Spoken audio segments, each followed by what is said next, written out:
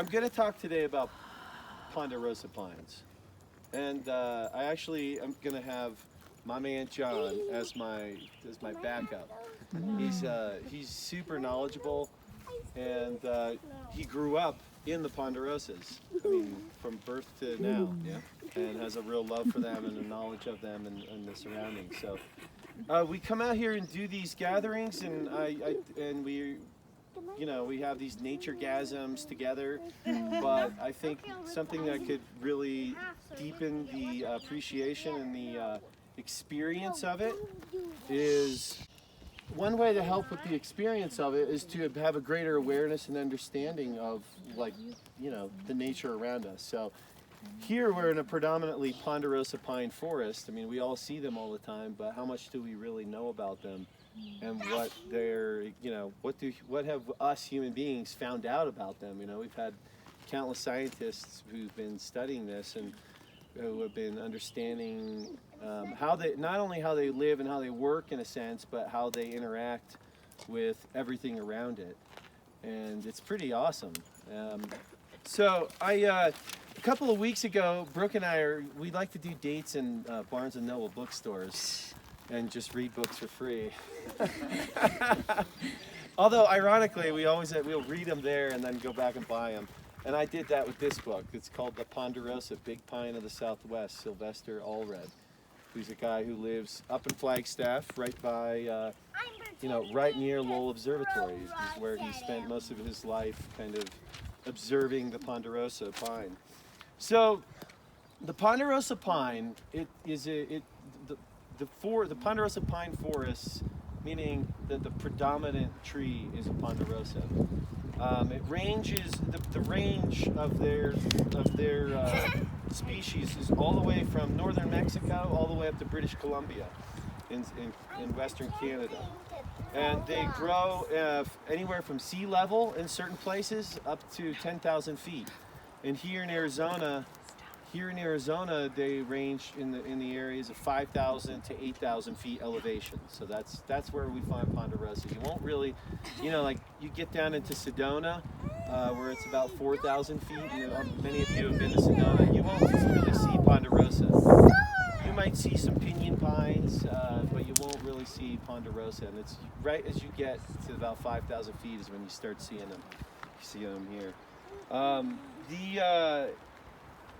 When a tree, I came to this tree. It's a pretty nice tree. There's bigger than this, but then there's a lot smaller than this.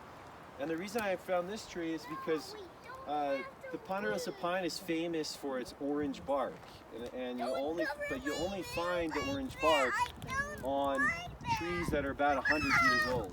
Once they reach about 100 years old, they start getting the orange. So when you're out in the woods and you see an orange bark ponderosa, you'll know, hey man, this thing is way older than me. I'll tell you that much.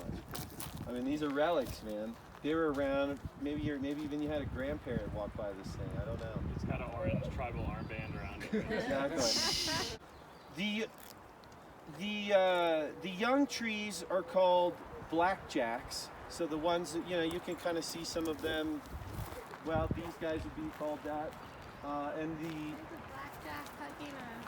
there you go. Orange bark. That's it. And the orange bark are called yellow bellies. So those are the names of them. They can, John was talking about yesterday how a ponderosa pine only reaches about a maximum height of 230 feet. And then at that point, it starts to, go ahead, tell it. The top of the tree will flat top. It happens to all of them at a certain height, wherever the water can support. If they're in a dry area, they're shorter. Wetters, they get taller, but they all flat top when they reach their maximum height. And they have a kind of a weak capillary action in the outer part of their bark compared to a lot of other trees. A lot of other trees can get much taller than them, but they have a weak one. And it's funny because you can see when they've reached their maximum height for whatever area they're in and the water that they have access to. They'll have like a flat top, just like 1980s, You Got Game characters. Like, yeah. It's kind of cool. Yeah, it is cool. They Yeah, and the oldest trees always have the flattened crown. So if you ever see that at the top, you know that's an old dog, man. The oldest ponderosa pine tree in the world is 935 years old, and it's found in Utah, ironically. 935 years old. I mean, we're close to it. That's almost a whole millennium. I mean, unbelievable. So these guys have, you know, some killer stories to tell, I'm sure. We're gonna move now over to a new tree, and so we can get this next part of this presentation. You can stop it, brother. As I'm presenting this, I'm literally a student. All I did is went into Barnes & Noble, found a book, and then I'm just sharing the book with you. So I'm not an expert at all. I found it to be super interesting, and so many of us are around them all the time that I just think it's just vital to, I don't know, just to have that awareness. So Ponderosa pines, they produce both male and female cones. So it's got it all going on within itself. And I brought you to this tree because it's low enough, and you can see on this guy that we have the male. These are the male cones, and they're the pollen. They are the pollen. You know, come check them out. Actually, I mean, might as well come look at them. But this is the male cone here that's going to release the pollen up to the cone, and ironically, we couldn't find any cones around here other than. Here's one from, you know, seasons past. It's a sausage fest. It's a sausage fest out here in the forest. But the pollen, now it's always so windy up here. Now what that wind is doing is creating an opportunity to push this pollen up into the air, and it's trying to land into the cones as they open up and get inside, and then, you know, basically fertilize the egg. What I found out though was that the cone comes in late spring, and then in early spring, early summer, the males come out, and what happens is, you know, all the glorious tree sex takes place, and yeah, all around us. I mean, sometimes you'll see these big pluming yellow clouds in a ponderosa pine forest. That's pollen from these male cones right here.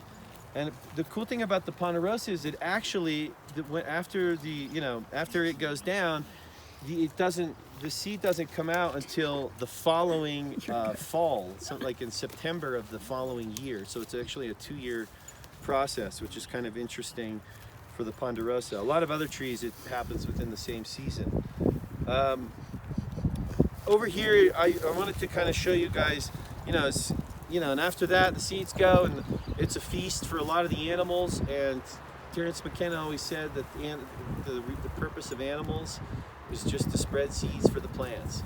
And in many ways, that's really true. And what takes place after that, and how nature uses wind to maybe transfer seeds, but it also uses birds. A lot of the squirrels will come and eat it and go and poop it out and spread it all across the forest.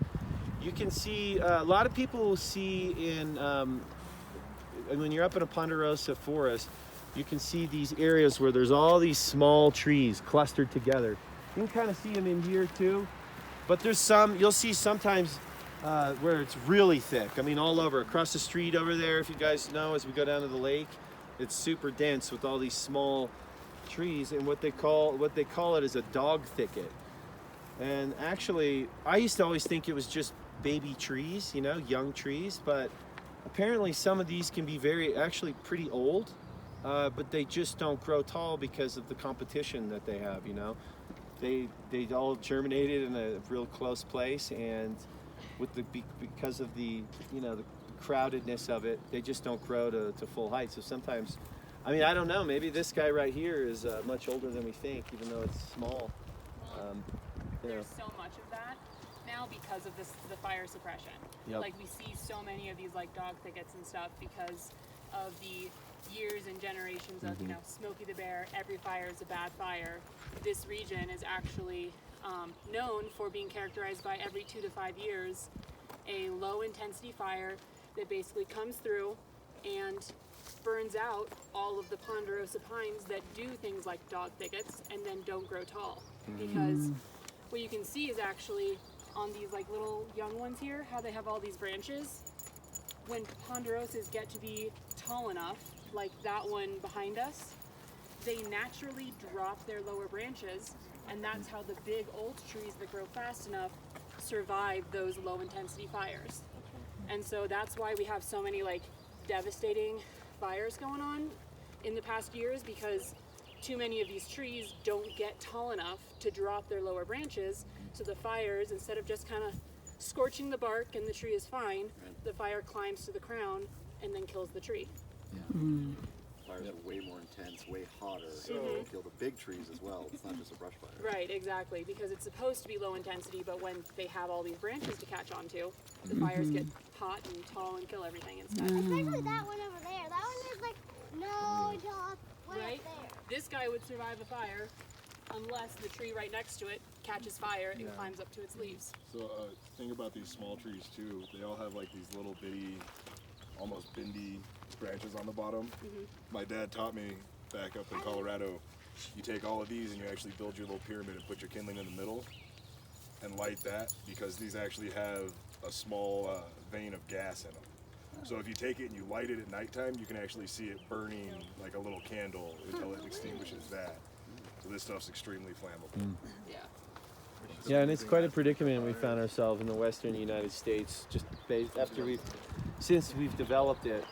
You know, we're trying to preserve these communities that we've created, but we're you know, I suppose it's a learning process, and let's hope we learn it before we burn it all down.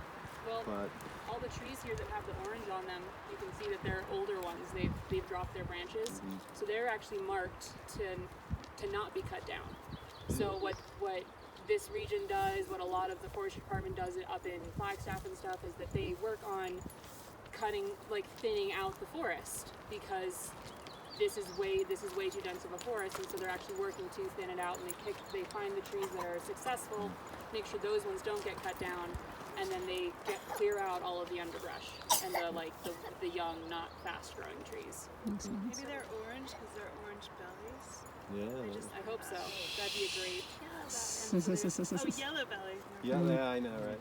Close. I wanted to move us now to the next tree, just right over here. When you look at a pine tree, the only living part of it that you actually see is the needles and the cones themselves. The bark is actually non-living. And the reason I brought you to this tree, though, is because I want to talk about the other part of the tree that's living. Now, the bark is not living, and actually the wood inside of it, known as the heartwood, so that's just like, you know, the core, basically everything you see in there is for the most part non-living. There is a little smaller layer that's like semi-living, but for the most part, the only living part is less than a 4 millimeter ring that goes around a tree that is basically the superhighway for the tree. And what it's doing is it's bringing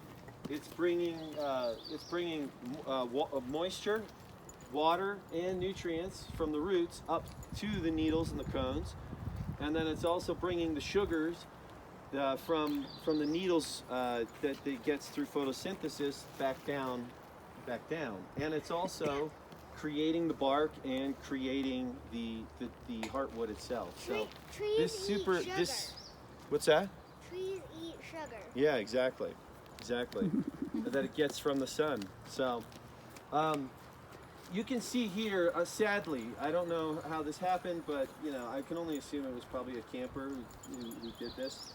The reason this tree now is dead, I mean, it is because they did what's called girdling, correct? Girding. Girding, where if you create even just a small ring around the entire tree and you cut into that thin layer, it's over. The superhighway now has been cut off, and it's dead. And that's but it also is, you know, it's a great visual aid in a sense to understand what's happening with the tree. So really, it's not alive. Most of it's not alive. That you see, it's just this thin layer, and then all the green on the outside. That outer layer of the tree that pulls all the nutrients and water up of it from the roots, it's called a sapwood. It's just, like I said, 4 millimeters, sometimes thinner. It's just around the entire outside. In fact, you don't even have to cut into that wood to kill the trees a lot of time. Just pulling the bark off in a strip, a little belt around it, will kill it. So if it's only a half circle, it's gonna be all right. Well, I mean, this is the most delicate part of the tree. In fact, you can kill it just by knocking a few holes into it in enough spots where sap will leak out, or air will get in, and where pests can attack it. I mean, it's extremely vulnerable, that part of the tree. Yeah, probably. That's probably And the bark is the outer layer. It's like the skin of it. And you pull the skin off, you know, even around your limb, that could damage you forever. Yeah. The holes in it came after the bark got tore off. The holes? Doesn't that look like? There's a bunch of holes. Well, in it. I think probably these are all woodpecker holes where they're trying to eat beetles that were eating the sapwood after it died, or when it got weak enough they couldn't protect itself anymore. Michaela talked about it, how ponderosas are self-pruning. They drop their lower branches on purpose, especially in more densely populated areas. They'll definitely drop them because they're having to compete too much for sunlight. But sometimes you will see though in areas where the ponderosa is all alone on its own, it will have more of its lower branches than in other areas. But typically it's an on-purpose thing that it drops those lower branches. So what's happening underneath the ground? The ponderosa pines they'll have lateral roots, as you can see right there where the boys are standing. And those guys can go far beyond even where the tree canopy line. I mean, those guys can be heading out pretty far to be soaking up as much water as possible. Then they also have a tap root that goes down. And I think the record tap root that they've ever found from a ponderosa pine is 40 feet. So that's pretty deep. I'll bring in Tim to this one, but the lateral lines are home to a whole fungal network, and the fungus is a huge part of the game here in terms of aiding in the survival of these trees. And one of the main roles that the fungus play is greater water absorption. It actually can help, literally like a sponge in a sense, bring up more water into the roots. And then it also acts as like a water storage unit. So during the dry season, water is being stored in that fungus that is attaching itself to the root system itself. And of course now they're doing so many studies about showing the communication that is taking place through these fungal networks from tree to tree, and how the trees are communicating with each other through this fungal network. And who knows, it's probably more of like a whole forest network that is somehow connected to each other and talking to each other. And it's through the fungus that it's these, it's the wiring in a sense of the computer, The trees, of course, in everything is mutually beneficial, and that's why the fungus hang out, because they get to have a home on the roots. But the tree benefits the fungus by bringing the sugar back down from the needles through the photosynthesis process back down through the roots, and the fungus themselves are benefiting from that sugar. So, and the way that they call these fungals a mycorrhizal network, and myco is Greek for fungus, rhiza is Greek for root, so it's fungus root, mycorrhiza. And the way that the fungus perpetuates itself is they create millions of spores in these little things called false truffles. Probably seen them. They're like those little balls, and maybe you've seen them around, but they have millions of spores in them, and they have like a big plume of clouds. Well, squirrels like to dig them up and eat them and then poop them out, and it's how they propagate themselves throughout the forest, is through, again, that mutually beneficial network of squirrel, tree, fungus. They have this triangle together of helping each other, and it's pretty sweet. And that kind of stuff's happening all throughout the forest, not even just with ponderosa pines, but similarly with the other conifers and other even deciduous trees that we have in this forest, and that are constantly, you know, doing that. These oak trees, we could do a whole presentation on these oak trees around here and the benefit that they're bringing to the forest. So there's just so much cool stuff happening. It's a really fascinating topic to get into, and how we take part in that. And honestly too, about, you know, we got some of our permaculture dudes probably coming today, how much food is actually even here in forests like this for even humans. So it's pretty sweet stuff. So Ponderosa Pine, baby. Thanks for being a part of it, guys.